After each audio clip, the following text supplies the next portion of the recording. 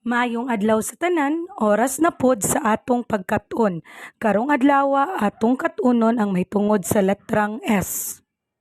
Sa di pa kita magsugod, mao kini ang mga objectives kung unsa ang kat-unon nato karon. Makaila sa dako o gamay nga letter S, makahatag o sa tingog sa letter S, makapangalan sa mga butang nga nagsugod sa letter S. Mao kini ang letter S. Kini ang dako nga letter S. Kini ang gamay nga letter S. Ang tingog sa letter S kay S. Usbo nato pagbalik. S. Balik ko nato pag-usab. S. Mao kini ang mga pananglitan sa mga butang nga nagsugod sa tingog nga S. Usbo nato pagbalik. S. Sayal. Balik ko na to. Sayal.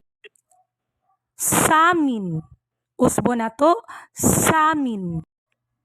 Saging. Balik ko na to. Saging. Sabon. Usbo na to. Sabon. Suka. Balik ko na to. Suka.